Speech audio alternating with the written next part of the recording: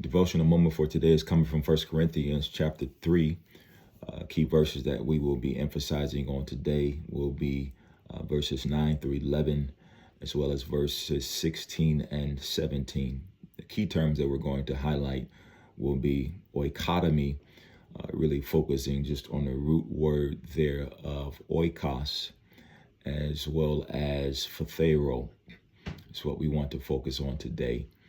Our main idea for today is don't mess up something that is not yours. Don't mess up something that is not yours. You may be able to identify with being frustrated if you have ever given someone something is not theirs. You may have lent it to them.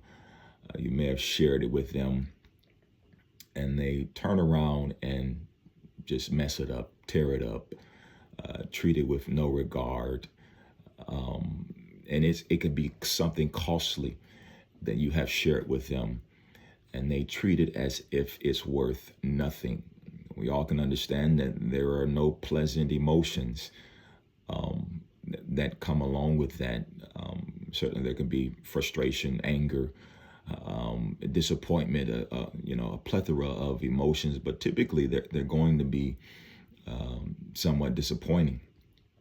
And as I was reflecting on 1 Corinthians chapter 3, Paul again has been making his case, trying to redirect the people back to Jesus Christ.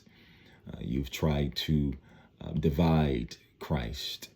Right, merizo. We looked at that term a couple of days ago. You've tried to apportion perhaps part of the ministry to Apollos, part to Paul, part to Peter. But Christ is not divided. He said we are all, fellow workers, but we all belong to God. It's those possessive genitives, I believe. That Paul continues with even in chapter 3 with that structure, that we don't belong to ourselves. We belong to God, and you cannot divide us. We're fellow workers. I myself, I planted, and Apollos, he watered, but at the end of the day, God is the one that gave the increase. And he makes this statement, which I think is very powerful. He says, the one that waters, the one that plants, regardless of how esteemed we may seem to be, Paul being an apostle, he says we're nothing. It's really only the one that gives the increase that matters. Jesus Christ, he continues to make things Christocentric. Christ is the center. He's the one that's important. And he deflects all of the attention. Paul is saying that you have been self-promoting. You've tried to make it seem like you are special. As individuals within Corinth, you've tried to elevate yourself with this lofty speech and all of this jargon. And he says, that's not how I came. I don't know where you all got that from. He says, but I came not to know anything among you, but Jesus Christ and him crucified. A simple message, the gospel, the cross, the crucifixion is folly to some, but for me and for us who are being saved, it is the power of God. We cannot lose that. And so Paul continues, and he's telling the people that we have to realize that God has given me this grace. And he says that he has privileged me to be a skilled master builder. That's what he says in verse number 10. But he opens up and he says in 9, with our focus, he says, for we are God's fellow workers. Again, as he was talking about himself and Apollos. And he says, you are God's field, God's building. You are God's field, God's building. And this word building is this Greek word academy and oikodomy, and it's really stems from this root word oikos, which means house. We are God's house. We are God's building. Is what Paul is emphasizing. And so he's trying to get us to realize that we are a possession of God. that we do not belong to ourselves. He says, you are God's field, right? Regardless of how I may have been planting in the field, Apollos may have been watering the field, but the field is God's. The field belongs to God. You belong to God. The church belongs to God. We do not handle it any way we want to because, frankly, it is not ours.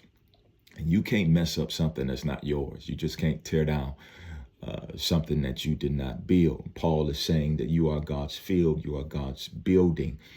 And he says, according to the grace of God given to me, like a skilled master builder, he says, I laid a foundation. Skilled master is this Greek word architecton, and we can identify with an architect, one that coordinates design and activity of building. And Paul is saying that I was given the privilege. God gave me by grace. He gave me the opportunity to establish a foundation.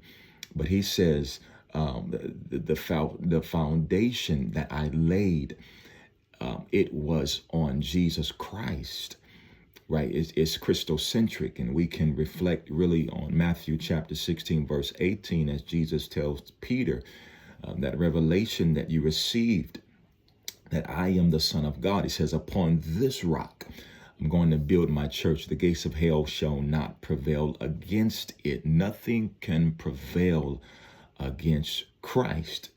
But then he warns with this imperative.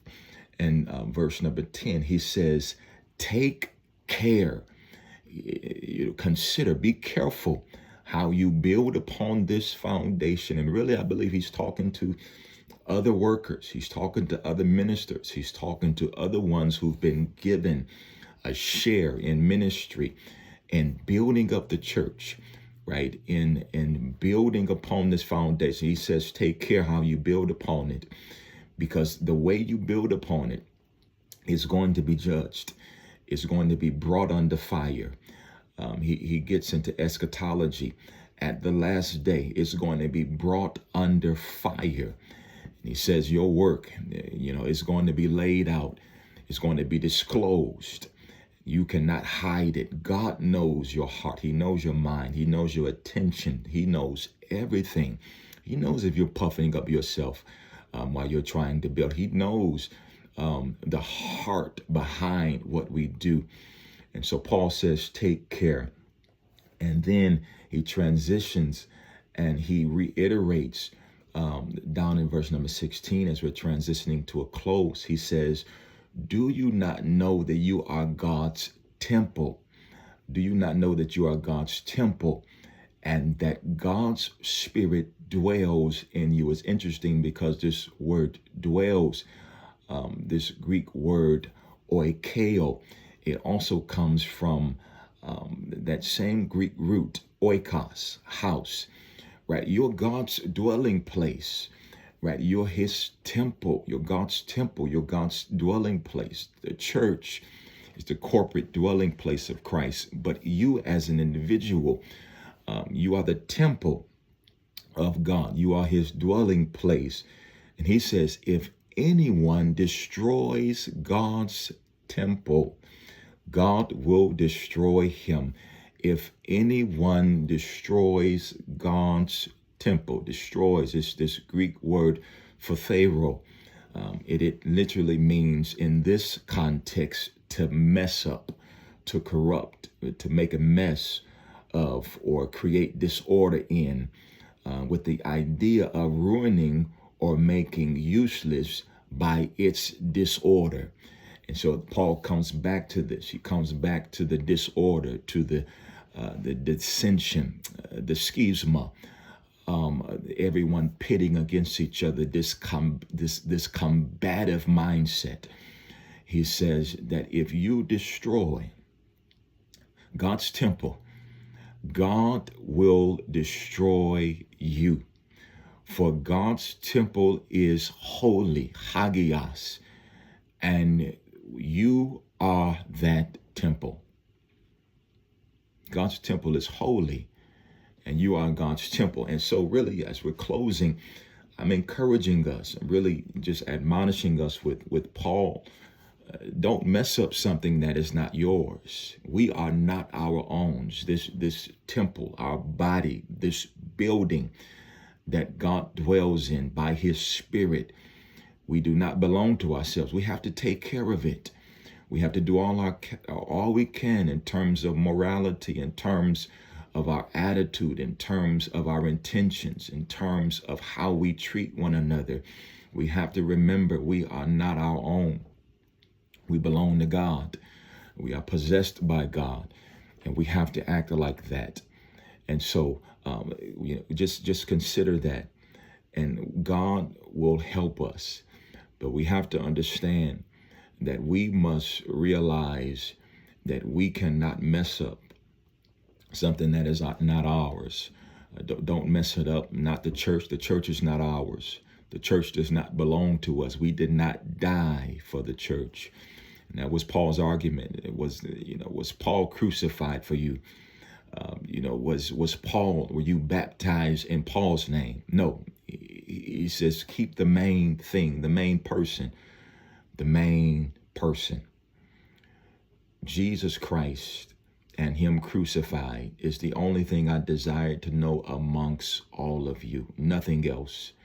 I did not come with excellency with speech, because I did not want your faith to rest in the wisdom of men, not in the wisdom of words, but in the power of God. Brothers and sisters, we have been given this priceless possession, this priceless salvation. God has blessed us with this priceless tabernacle in which he dwells. We have to take care of it. Let's not mess up, destroy, ruin something that is not ours. We do not belong to ourselves. We belong to God. God bless you. Join us again tomorrow for another devotion.